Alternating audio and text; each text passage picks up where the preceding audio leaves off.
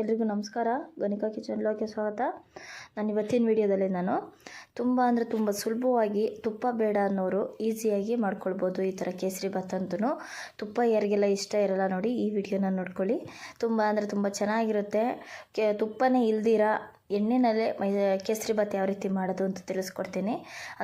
ತುಂಬ ಸ್ಮೂತಾಗಿ ಮೃದುವಾಗಿ ಯಾವ ರೀತಿ ಮಾಡೋದು ಅಂತ ತಿಳಿಸ್ಕೊಡ್ತೀನಿ. ಈಗ ಹೋಟೆಲ್ ರೀತಿಯಲ್ಲಿ ಎಲ್ಲರೂ ಕೂಡ ಕೇಳ್ತಾ ಇರ್ತಾರಲ್ಲ, ಅದೇ ರೀತಿಯಾಗಿ ತೋರಿಸ್ಕೊಡ್ತೀನಿ ನಾನು. ತುಂಬ ಚೆನ್ನಾಗಿರುತ್ತೆ. ಈಗ ತುಪ್ಪದಿಂದಲೇ ಮಾಡಬೇಕು ಅಂತ ಏನಿಲ್ಲ, ಎಣ್ಣೆಯಿಂದನೂ ಕೂಡ ಇದೇ ಥರ ರುಚಿಯಾಗಿ ಮಾಡ್ಕೊಳ್ಬೋದು. ಆದರೆ ಹೊಸಬ್ರು ಯಾರಾದರೂ ನನ್ನ ವಿಡಿಯೋ ನೋಡ್ತಾ ಇದ್ದರೆ ಇನ್ನೂ ಸಬ್ಸ್ಕ್ರೈಬ್ ಮಾಡ್ಕೊಂಡಿಲ್ಲ ಅಂದರೆ ಸಬ್ಸ್ಕ್ರೈಬ್ ಮಾಡ್ಕೊಳ್ಳಿ. ಹೀಗೆ ಕೊನೆವರೆಗೂ ವಿಡಿಯೋ ನೋಡಿ. ಅದನ್ನು ಯಾವ ರೀತಿ ಮಾಡೋದು ಅಂತ ನೋಡೋಣ ಬನ್ನಿ.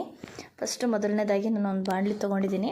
ಅದಕ್ಕೆ ಒಂದು ಅರ್ಧ ಬೌಲಷ್ಟು ಎಣ್ಣೆ ಇದ್ದರೆ ಸಾಕು, ಈಸಿಯಾಗಿ ಮಾಡ್ಕೊಳ್ಬೋದು ಕೇಸರಿ ಬಾತ್ ಮಾತ್ರ.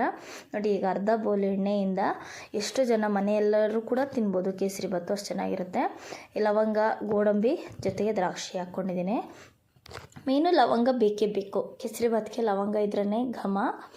ನೋಡಿ, ಈಗ ಎಣ್ಣೆಯಲ್ಲಿ ಹಾಕ್ಕೊಳ್ತಾ ಇದ್ದೀನಿ. ಎಣ್ಣೆ ಕಾದ್ಮೇಲೆ ಫ್ರೈ ಮಾಡ್ಕೊಳ್ತಾ ಇದ್ದೀನಿ. ಸ್ವಲ್ಪ ಎಣ್ಣೆ ಜಾಸ್ತಿ ಕಾಯಬಾರ್ದು, ಸುಮಾರು ಮೀಡಿಯಮಾಗಿ ಕಾಯಬೇಕು. ಹೀಗೆ ಕಾದ್ಮೇಲೆ ಅದಕ್ಕೆ ನಾವು ದ್ರಾಕ್ಷಿ, ಗೋಡಂಬಿ, ಲವಂಗ ಹಾಕ್ಕೊಂಡು ಘಮ ಬಿಡೋವರೆಗೂ ಕೂಡ ಫ್ರೈ ಮಾಡ್ಕೋಬೇಕು. ಅಂದರೆ ಈ ಥರ ಚೆನ್ನಾಗಿ ಘಮ ಬಿಟ್ರೇ ಚೆನ್ನಾಗಿರುತ್ತೆ. ಈಗ ನೋಡಿ, ಈ ಥರ ಎಲ್ಲ ಫುಲ್ಲು ಫ್ರೈ ಆದಮೇಲೆ ಇದಕ್ಕೆ ನಾನೀಗ ಒಂದು ಬೌಲ್ ಅಳತೆಯಲ್ಲಿ ಚಿರೋಟಿ ರವೆ ಸೇರಿಸ್ಕೊತಾ ಇದ್ದೀನಿ. ನಾನು ಉಪ್ಪಿಟ್ಟಿನ ರವೆ ಏನು ಬಳಸ್ತಾ ಇಲ್ಲ, ಚಿರೋಟಿ ರವೆಯಿಂದನೇ ತುಂಬ ಸ್ಮೂತಾಗಿ ತುಂಬ ಸಾಫ್ಟಾಗಿ ಬರುತ್ತೆ ಕೇಸರಿ ಬಾತು. ಈಗ ಅದನ್ನು ರವೆ ಚೆನ್ನಾಗಿ ಘಮ ಬರೋವರೆಗೂ ಹುರ್ಕೋಬೇಕು. ಚೆನ್ನಾಗಿ ಘಮ ಬರಬೇಕು, ಫ್ರೈ ಆಗಬೇಕು, ಹಸಿ ಸ್ಮೆಲ್ ಇರ್ದಿರ ಫ್ರೈ ಮಾಡ್ಕೋಬೇಕು. ಇದು ನೆಕ್ಸ್ಟ್ ಇದು ಅಂತಲೇ ಹೇಳ್ಬೋದು. ದ್ರಾಕ್ಷಿ, ಗೋಡಂಬಿ ಇಷ್ಟಿಷ್ಟೇ ಹಾಕಬೇಕು ಅಂತ ಏನಿಲ್ಲ, ನಿಮಗೆ ಎಷ್ಟು ಬೇಕಷ್ಟು ಹಾಕ್ಕೊಳ್ಳಿ. ನೀವು ಏನೇ ಮಾಡಬೇಕು ಅಂದರೆ ನೀವೀಗ ಒಂದು ಬೌಲ್ ಮೆಜರ್ಮೆಂಟ್ ತೊಗೊಳ್ಳಿ.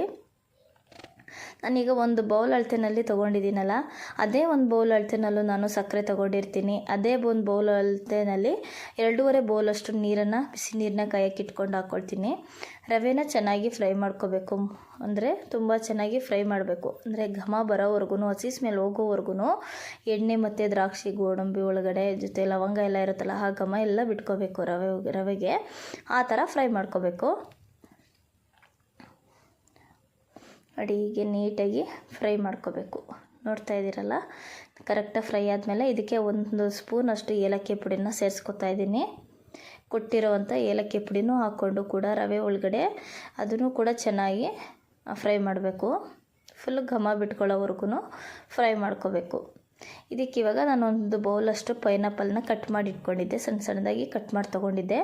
ಪೈನಾಪಲ್ ಹಾಕಿದ್ರೇ ಕೇಸರಿ ಬಾತ್ಗೆ ಒಳ್ಳೆ ಘಮ ಬರೋದು. ಹಾಗಾಗಿ ಒಂದು ಬೌಲಷ್ಟು ಪೈನಾಪಲ್ ಹಣ್ಣನ್ನು ಕಟ್ ಮಾಡಿ ಸೇರಿಸ್ಕೊಂಡಿದ್ದೀನಿ. ಹಣ್ಣಾಗಿರಬೇಕು ಪೈನಾಪಲ್ಲು, ಆ ಥರ ಹಣ್ಣನ್ನು ಕಟ್ ಮಾಡಿ ಸೇರಿಸ್ಕೊಳ್ಬೇಕು. ಈಗ ನಾನು ಹಾಲಲ್ಲಿ ಕೇಸರಿನ ನೆನೆಸಿಟ್ಕೊಂಡಿದ್ದೀನಿ. ಕೇಸರಿನೂ ಕೂಡ ಈಗ ಇದ್ರೊಳಗಡೆ ಸೇರಿಸ್ಕೊಳ್ತಾ ಇದ್ದೀನಿ. ಕೇಸರಿ ಸ್ವಲ್ಪ ಚೆನ್ನಾಗಿ ನೆನಿಬೇಕು, ಬಿಸಿ ಹಾಲಲ್ಲಿ ಹಾಕ್ಕೊಂಡು ನೆನೆಸ್ಕೊಂಡ್ರೆ ಕಲರ್ ಚೆನ್ನಾಗಿ ಬಿಟ್ಕೊಳ್ಳುತ್ತೆ. ಹಂಗಾಗಿ ಈಗ ಚೆನ್ನಾಗಿ ತಿರುಗಿಸ್ಕೊಳ್ಬೇಕು. ಈಗ ಒಂದು ಬೌಲ್ ಅಳತೆಯಲ್ಲಿ ಸಕ್ಕರೆನೂ ಕೂಡ ಹಾಕ್ಕೊಂಡಿದ್ದೀನಿ. ಇದಕ್ಕೇ ನಿಮಗೆ ಸಿಹಿ ಎಷ್ಟು ಬೇಕಷ್ಟು ನೋಡ್ಕೊಂಡು ಹಾಕ್ಕೊಳ್ಳಿ, ಇಷ್ಟೇ ಹಾಕಬೇಕು ಅಂತೇನಿಲ್ಲ. ನಾನೊಂದು ಬೌಲ್ ಅಳತೆನಲ್ಲಿ ಹಾಕಿರೋದು ಮೀಡಿಯಮ್ ಸಿಹಿ ಇದೆ, ಓವರ್ ಸಿಹಿ ಇಲ್ಲ, ಜೊತೆಗೆ ಸಿಹಿ ತೀರ ಕಡಿಮೆನೂ ಇಲ್ಲ ಅಂತ ಅನ್ನೋಂಗಿಲ್ಲ, ಮೀಡಿಯಮ್ ಆಗಿದೆ. ನೀವು ಅಷ್ಟು ಬೇಕು ಅಂದರೆ ಅಷ್ಟಾದರೂ ಹಾಕ್ಕೊಳ್ಳಿ. ಇಲ್ಲ ನಮಗೆ ಇನ್ನೂ ಸ್ವಲ್ಪ ಜಾಸ್ತಿ ಸಿಹಿ ಬೇಕು ಅನ್ನೋರು ಇನ್ನೂ ಸ್ವಲ್ಪ 1/4 ಬೌಲಷ್ಟು ಹಾಕ್ಕೊಳ್ಳಿ. ನೋಡಿ, ಬಿಸಿ ನೀರನ್ನ ಕಾಯಕ್ಕೆ ಇಟ್ಕೊಂಡಿದ್ದೀನಿ. ಅದೇ ಬೌಲು ರವೆ ಯಾವ ಅಳತೆನಲ್ಲಿ ತೊಗೊಂಡಿರ್ತೀವೋ ಅದೇ ಬೌಲಲ್ಲಿ 2.5 ಬೌಲು ನೀರಂತೂ ಬೇಕೇ ಬೇಕು. ಈಗ ಇದಕ್ಕೇ ಈಗ ನೀರನ್ನು ಕೂಡ ಸೇರಿಸ್ಕೋತೀನಿ ನಾನು ಇದರೊಳಗಡೆ. ನೋಡಿ, ಚೆನ್ನಾಗಿ ಬೇಯಬೇಕು. ಇದು ಚೆನ್ನಾಗಿ ನೀಟಾಗಿ ಮಿಕ್ಸ್ ಮಾಡಬೇಕು. ನೋಡಿ, ದ್ರಾಕ್ಷಿ, ಗೋಡಂಬಿ ಜೊತೆಗೆ ಪೈನಾಪಲ್ಲು ಎಲ್ಲ ಇಷ್ಟಿಷ್ಟೇ ಹಾಕಬೇಕು ಅಂತೇನಿಲ್ಲ, ಸ್ವಲ್ಪ ನಿಮಗೆ ಎಷ್ಟಾಗುತ್ತೋ ಅಷ್ಟು ಹಾಕ್ಕೊಳ್ಬೋದು. ನಾನು ಸ್ವಲ್ಪ ಹಿತ್ತಲ್ಲ ಅಂತ ಹೇಳಿ ಹಾಕಿದ್ದೆ. ಚೆನ್ನಾಗಿ ನೋಡಿ ನೀಟಾಗಿ ಮಿಕ್ಸ್ ಮಾಡಬೇಕು. ನೋಡಿ, ಈ ಥರ ಚೆನ್ನಾಗಿ 1 ಗಂಟೆ ಆಗದಿರ, ರವೆ ಎಲ್ಲ ಗಂಟೆ ಆಗದಿರ ಮಿಕ್ಸ್ ಮಾಡಬೇಕು.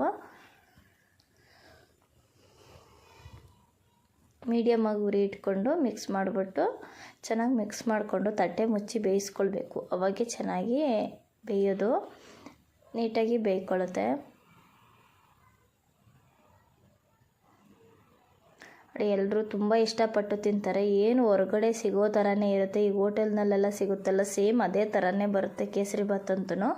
ತಟ್ಟೆ ಮುಚ್ಚಿ ಬೇಯಿಸ್ಕೊಳ್ತೀನಿ ಇವಾಗ ನಾನು ಒಂದು 5 ನಿಮಿಷ ಆದಮೇಲೆ ನೋಡಿ ಹೀಗೆ ಬೆಂದಿದೆ ಎಲ್ಲ ಕರೆಕ್ಟಾಗಿ ಪರ್ಫೆಕ್ಟಾಗಿ ನೋಡಿ. ಸೈಡಿಂದ ಎಲ್ಲ ಎಣ್ಣೆ ಬಿಡ್ತಾ ಇದೆ. ಆ ಥರ ಬೆಂದಮೇಲೆ ಅಲ್ಲಿಗೆ ಕೇಸರಿಬಾತು ರೆಡಿ ಆಗುತ್ತೆ. ನೋಡ್ತಾ ಇದ್ದೀರಲ್ಲ ಎಷ್ಟು ಚೆನ್ನಾಗಾಗಿದೆ ಅಂದರೆ, ಎಷ್ಟು ಸ್ಮೂತಾಗಿದೆ. ನೀವು ಈ ಥರ ಒಂದು ಸಲ ನೀವು ಕೂಡ ಮನೆಯಲ್ಲಿ ಮಾಡಿಕೊಂಡು ಟೇಸ್ಟ್ ಮಾಡಲೇಬೇಕು. ಎಷ್ಟು ರುಚಿಯಾಗಿರುತ್ತೆ ಅಂತ ನಿಮಗೆ ಗೊತ್ತಾಗುತ್ತೆ. ನಾನೀಗ ಒಂದು ಬೌಲ್ಗೆ ಸರ್ವ್ ಮಾಡ್ಕೊಳ್ತೀನಿ. ನೋಡಿ ಈ ಥರ ಈ ಬೌಲ್ನ ಉಲ್ಟಾ ಮಾಡ್ತೀನಿ ನೋಡಿ ಹೇಗಿದೆ ಅಂತ. ನೋಡಿ ಎಷ್ಟು ಕರೆಕ್ಟಾಗಿ ಎಷ್ಟು ಚೆನ್ನಾಗಿದೆ ಅಂತ ಅಂದರೆ, ಎಷ್ಟು ಸ್ಮೂತಾಗಿದೆ ಅಂತ ನೀವು ಒಂದು ಸಲ ನೋಡಿ. ನೋಡ್ತಾ ಇದ್ರೇ ತಿನ್ನಬೇಕು ಅನಿಸ್ತಾ ಇರುತ್ತೆ, ಅಷ್ಟು ಚೆನ್ನಾಗಿದೆ ಮಾತ್ರ. ನೀವು ಒಂದು ಸಲ ಈ ಥರ ಒಂದು ಬೌಲ್ ಚಿರೋಟಿ ರವೆ ಎಲ್ಲರೂ ಮನೆಯಲ್ಲಿ ಇದ್ದೇ ಇರುತ್ತೆ, ಎಲ್ಲರೂ ಕೂಡ ಟ್ರೈ ಮಾಡಿ. ಹಾಗೆ ನೋಡಿ ಎಷ್ಟು ಟೇಸ್ಟಿಯಾಗಿ ಬರುತ್ತೆ ಅಂದರೆ ಅಷ್ಟು ಟೇಸ್ಟಿಯಾಗಿರುತ್ತೆ. ತುಂಬ ಸುಲಭವಾಗಿ ಮಾಡ್ಕೊಳ್ಳಿ. ಮುಂದಿನ ವಿಡಿಯೋದಲ್ಲಿ ಸಿಗ್ತೀನಿ. ಎಲ್ರಿಗೂ ನಮಸ್ಕಾರ.